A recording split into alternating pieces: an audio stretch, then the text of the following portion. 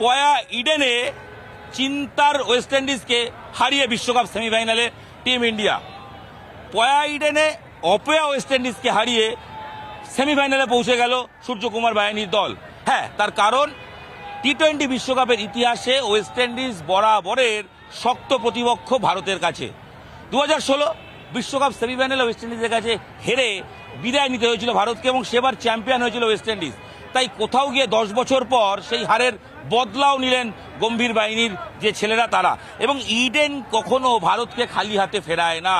ইডেনে বরাবর ভারত তার কাছে লাকি গ্রাউন্ড, সেই লাকি গ্রাউন্ড থেকে জিতেই সেমিফাইনালে টিম ইন্ডিয়া। ওয়েস্ট ইন্ডিজের বিরুদ্ধে মরণবাচন ম্যাচ, জিততেই হবে, জেতা ছাড়া কোনো উপায় নেই। স্লোগান একটাই, চলো লড়বো জিতবো, না হলে তো ঘরে চলে যেতে হবে। তাই এহেন পরিস্থিতিতে ম্যাচের আগে গম্ভীরের স্পষ্ট বার্তা ছিল দলকে, ম্যাচটা জিততে হবে রিঙ্কুর জন্য। কারণ রিঙ্কু যে বাবার শেষকৃত্য সম্পন্ন করে পরের দিন টিমের সঙ্গে যোগ দিয়েছেন, তিনি জানেন ফার্স্ট 11 খেলবেন না। তা সত্ত্বেও রিঙ্কু দলে চলে এসছেন, দলকে চেয়ার আপ করছেন, মাঠে থেকেছেন, প্রপার ট্রেনিং করেছেন, ডাগ আউটে বসেছেন। অর্থাৎ রিঙ্কুর জন্য ভারতীয় দল এই ম্যাচ জিততে চেয়েছিল। অর্থাৎ একটা আত্মবিশ্বাসের জায়গা প্রয়োজন, দরকার একটা ইউনিটি, যেটা গম্ভীর পেয়েছিলেন। রিঙ্কুর কথা সামনে নিয়ে তিনি দলকে বার্তা দেন। ম্যাচে কি হলো, ভারত প্রথম থেকে ম্যাচের দাপট নিজেদের হাতে রাখলো। সৌরভ গঙ্গোপাধ্যায় নিউজ 18 বাংলা এর আগে ইন্টারভিউ দিতে গিয়ে বলেছিলেন যে এই ম্যাচে যে নার্ভ ধরে রাখবে সে জিতবে। রান চেস করে এই ম্যাচে সবচেয়ে সহজ হয় জয়, কারণ ইডেনে এর আগে রান চেস করে জয় এসেছে। সেই কারণে 2016 পাকিস্তান ম্যাচ, বিরাট কোহলি সেই ম্যাচ জেতানো ইনিংস, সব মিলিয়ে রান চেস ইডেনে সবসময় বেটার। তাই এই মাঠে 200 রান হলেও সেই রানটা চেস করা কঠিন নয়। যদিও টি-20 বিশ্বকাপে ভারত কোনোদিনও 180 রানের বেশি চেস করে জেতেনি, সেই হেন পরিস্থিতিতে 195 রান চেস করে ইডেনে জিতলো। কারণ ইডেনের উইকেট, যে উইকেট দিয়ে দীর্ঘ চর্চা হয়, সেই উইকেট লেটার মার্কস পাবে। কারণ ইডেনের উইকেট এত অসাধারণ উইকেট, যেখানে ব্যাটারদের জন্য রানের জায়গা এবং বল, সেখানে কিন্তু বোলাররা হয়তো বিরাট কিছু করার ছিল না, কিন্তু উইকেটে যেটা ছিল সেটা অবশ্যই কিন্তু ব্যাট করার জায়গা এবং ব্যাটাররা রান তুলবে এবং রান চেস করার ক্ষেত্রে সেটা পিচ কখনো চেঞ্জ হবে না। এই উইকেটে পড়ে থাকলে ম্যাচ বের করা সম্ভব। এবং আরও একবার সঞ্জু প্রমাণ করলেন যে ক্রিকেটে এখনও প্রয়োজন প্রপার ব্যাটসম্যানের, প্রপার ব্যাটার। স্লগার দিয়ে ম্যাচ জেতা যায় না। অভিষেক শর্মা সঞ্জুর মধ্যে তফাৎটা হয়তো এখানেই, অবশ্যই এই জায়গা থেকে এখনই এই জায়গায় একটা জায়গায় তফাৎ। যে তফাৎটা কোথায়?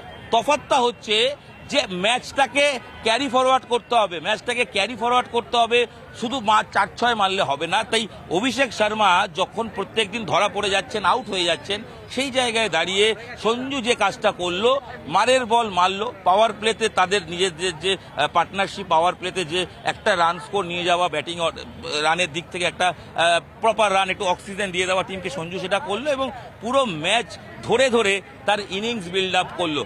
যখন রান রোটেট করার তখন করছিল, যখন প্রয়োজন 4-6 বের করতে হবে সেটা ট্রাই করছিল। তাই অপরাজিত সঞ্জু 97 সেঞ্চুরির থেকেও কোনো অংশে কম নয়। সঞ্জু স্যামসন, তাকে দল বাদ দিয়ে দিয়েছিল, সঞ্জুকে বসিয়ে দেওয়া হয়েছিল। তবে নিজেদের ভুল গম্ভীর বুঝতে পেরেছিলেন। প্রত্যেকটা ম্যাচেই দেখা যাচ্ছিল 0 রানে একটা করে কখনো না কখনো উইকেট পড়ে যাচ্ছে। এহেন পরিস্থিতিতে দাঁড়িয়ে জিম্বাবুয়ে ম্যাচ থেকে সঞ্জুকে ওপেনে নিয়ে আসা হয় অভিষেকের সাথে এবং ঈশানকে 3-এ পাঠিয়ে দেওয়া হয়। এবং যেটা দেখা যাচ্ছে যে সঞ্জু কিন্তু আগের দিনও, অর্থাৎ জিম্বাবুয়ে ম্যাচেও একটা 24 রানের ইনিংস খেলে দলকে অক্সিজেন দিয়ে যান, আর ইডেনে তো 97 রানের অপরাজিত ইনিংস খেলে দলকে জিতিয়ে দিলেন। সঞ্জুর ব্যাট, তার সঙ্গে বিভিন্ন সময় শেষের দিকে ক্যামিও রোলে ডুবে, তার আগে হার্দিক, প্রত্যেকেই কিন্তু পারফর্ম করে গেলেন। আসলে ইডেনের উইকেট প্রথমে ব্যাট করলেও যা, পরে ব্যাট করলেও তাই লেটার মার্কস অবশ্যই সুজন বাবু পাবেন। তার কারণ সুজন মুখার্জি যে উইকেটটা বানিয়েছেন সেই উইকেটটা গম্ভীর হয়তো এরকমই চাইছিলেন। তাই লেটার মার্কস পিচ কিলোটা যেমন পাবেন ভারতীয় ব্যাটাররা। বোলারদের বেশ কিছু করার ছিল না, তাতেও টার্নিং পয়েন্ট বুমরা, 1 ওভারে 2টো উইকেট নিয়েছেন এবং সবচেয়ে টার্নিং পয়েন্ট পাওয়ার প্লেতে নিয়ন্ত্রিত বোলিংয়ে মাত্র 50-এর কম রান তুলেছিল ওয়েস্ট ইন্ডিজ। আর এটাতেই একটা ভারতের পক্ষে মোমেন্টাম আছে। যদিও ম্যাচ পরবর্তী সময় যখন একটু বেরোতে শুরু করছে, যখন ওয়েস্ট ইন্ডিজের দিকে যাচ্ছে, তখন বুমরা আবার ভারতের ভরসার অন্যতম নাম, পরপর উইকেট নিয়ে ভারতকে ম্যাচে আবার ফিরিয়ে আনে এবং শেষ পর্যন্ত 195 রান ভারত আটকাতে পারে ওয়েস্ট ইন্ডিজকে। হর্ষদীপ 1 ওভারে 23 খাওয়ার পর শেষের দিকে এসে কামব্যাক ওভারে মাত্র 5 রান দিলেন, অর্থাৎ ম্যানেজ করে ফেললেন। তো এই ভারতীয় বোলাররা কম বেশি রান দিয়েছেন, সব ঠিক আছে, তবে দিনের শেষে যখন ভারত জিতেছে 195 রান, এই উইকেটে চেজ হয়, শুধু ধৈর্য ধরে ব্যাট করতে হবে, উইকেটে থাকতে, এবং সেই কাজটাই সঞ্জু করেছেন। শুধু সঞ্জুকে কখনো সূর্য সঙ্গ দিয়েছেন, তারপরে হার্দিক দিয়েছেন, পরের দিকে দুবে দিয়েছেন, সবাই পারফর্ম করেছেন। এবং ওয়েস্ট ইন্ডিজের দল তারা সবাই পাওয়ার হিটার, 1 থেকে 11 সবাই মারতে পারে, কিন্তু যে স্পিন নিয়ে কথা বলা হচ্ছিল সেই স্পিনাররা খুব একটা আহামরি বোলার নয়, তাদের বল রিড করে ভারতীয় ব্যাটাররা খেলতে পারছিলেন। এবং যেটা দ্বিতীয়, এই উইকেটে সবচেয়ে বেস্ট বোলিং হচ্ছে ইয়র্কার, ওয়াইড ইয়র্কার বা ইয়র্কার, যেটা বুমরা বলে বলে করছিলেন, ওয়েস্ট ইন্ডিজের বোলাররা পারছিলেন না। অন্যদিকে ডিউ বড় ফ্যাক্টর হয়ে যায়। ভারত যখন টস জেতে ব্যাটিং নেয় তখনই বোঝা যায় যে ডিউ একটা ফ্যাক্টর হবে। তাই রান চেস করাটা ইজি, কারণ ডিউ ফ্যাক্টর হলে বল গ্রিপ করতে অসুবিধা হয়, স্পিনাররা গ্রিপ করতে পারে না, এবং বারবার দেখা যাচ্ছিল বল মুছতে হচ্ছিল, ডিউ মুছতে হচ্ছিল মাঠে ঢুকে একটা নির্দিষ্ট সময়ের পর। তাই ডিউ ফ্যাক্টর, বল কোনো মুভমেন্ট না হওয়ায় ভারতীয় ব্যাটারদের কাজ ছিল ধৈর্য ধরে উইকেটে পড়ে থাকো, রান বের করে দাও। এবং রান বের করতে গিয়ে 4 বল বাকি থাকতেই রেকর্ড রান তাড়া করে ভারত কিন্তু জিতে গিয়ে বদলা যেমন নিল, নিজেদের বিশ্বকাপের সেমিফাইনালে তুলে দিল। শুধু তাই নয়, আত্মবিশ্বাস, যে আত্মবিশ্বাস সুপার 8-এ সাউথ আফ্রিকার কাছে হারের পর কোথাও একটু খামতি হয়েছিল, সেই জায়গাটাও কিন্তু কোথাও গিয়ে আত্মবিশ্বাস ফিরে পেল ভারত। এবং সেমিফাইনালে মুম্বাই আরও একটা পয়া মাঠ, এ মাঠে ভারত খুব একটা হারে না, এবং সেই জায়গা থেকে দাঁড়িয়ে 2023 একদিনের বিশ্বকাপেও মুম্বাইয়ের সেমিফাইনালে ভারত হাসতে হাসতে জিতেছিল। দেখুন মুম্বাইয়ে কি হবে সে তো সময় বলবে, ইংল্যান্ড প্রতিপক্ষ, তাকে নিয়ে পড়াশোনা করার সময় এখনো রয়েছে। তবে ইডেন কখনো খালি হাতে ফেরায় না, সেটা আরও একবার প্রমাণ হলো। এবং সব নিয়ে আলটিমেট ভারতের দুরন্ত জয়, ভারতের বদলার জয়। ইডেন থেকে বিশ্বকাপের সেমিফাইনালের রাস্তা মসৃণ করলো গম্ভীর বাহিনী। কালীঘাটে পুজো দিয়েছিলেন গম্ভীর, গোটা দল পুজো দিতে গিয়েছিলেন।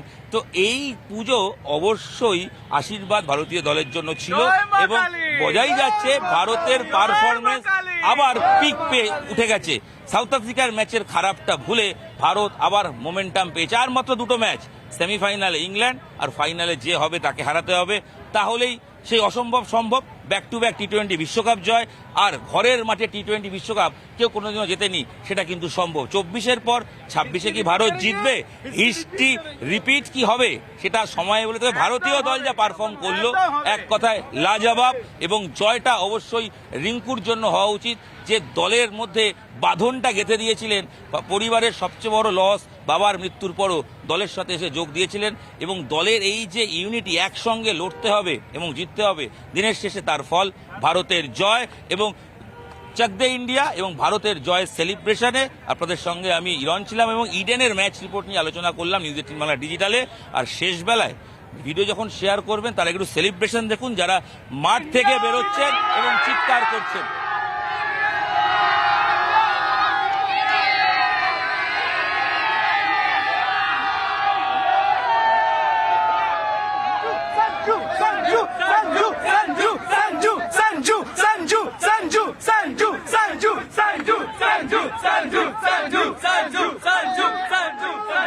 টার্নিং পয়েন্ট কি সঞ্জুর ব্যাট? অবশ্যই সঞ্জুর bat, because India was lagging a proper batsman, ঠিক আছে, যারা অর্থোডক্স স্টাইলে খেলে, সেটা সঞ্জু পূরণ করেছে এসে, প্রপার ব্যাটার। এবং অভিষেকের ফর্মটা মানে আনলাকিলি আমাদের সাথ দিচ্ছিল না, but now Sanju Samson is well prepared, এবং আগামী 2টো ম্যাচেও আমি আশা করছি সেমিফাইনাল জিতবে।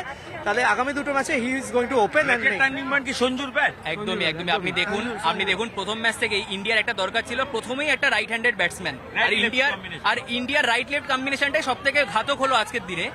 যখন আমাদের ইন্ডিয়াতে সব লেফট হ্যান্ডারই খেলছিল, আপনি দেখুন প্রথমেই আমাদের উইকেট ফল হয়ে যাচ্ছিল, পার্টনারশিপ হচ্ছিল না। বাট সঞ্জু আসার পর থেকে সেই পার্টনারশিপটা প্রথম ম্যাচে 48, আজকের ম্যাচে আপনি দেখুন 30 অড। সেটা আপনারা নেক্সট যারা ব্যাটসম্যান আসছে তাদের জন্য একটা প্ল্যাটফর্ম বানিয়ে দিয়ে যাচ্ছে সঞ্জু স্যামসন, সেটাই সব থেকে আজকে মেন টার্নিং পয়েন্ট ছিল ম্যাচে। 23 খেলো, 15 ওভারে 5 রান দিয়েছে। হ্যাঁ, রানটাও কোথাও একটু কম করে দেওয়া, মানে 200 হওয়ার মতো জায়গায় 200 না হওয়াটা। হ্যাঁ, এটা অবভিয়াসলি একটা ব্যাপার যে এখানে বোলিং এ ফিল্ডিং মিসেস হয়েছে কিছু, যেগুলো আরো ক্রিটিক্যাল এরিয়া, ক্যাচ মিস হয়েছে, ফিল্ড মিস হয়েছে, রান আউট মিস হয়েছে একটা, তো সেগুলো একটু ঠিক করলে মোটামুটি। অভিষেকের ফর্ম কিন্তু চিন্তা। See, Abhishek is a very dashing batsman for T20, but this time his form is not there and he is not concentrating on the ball. Abhishek Sharma is a very good batsman, just okay concentrate করতে হবে একটা দিন একটা দিন ওর আসলেই হবে, ও ব্যাটে লাগালেও পারবে ম্যাচ করতে। আগের দিনই তো 50 রান করলো, আজকে একটা দিন না কিছু করতে পারলে কিছু হবে না, পুরো টিমটা অ্যাডভান্টেজ। সেমিফাইনালে সবসময় আমাদের অ্যাডভান্টেজই আছে, কারণ আমাদের ঘরের মাঠে খেলা হবে। ওয়াংকেরেতে খেলা হবে, সব থেকে বড় অ্যাডভান্টেজ।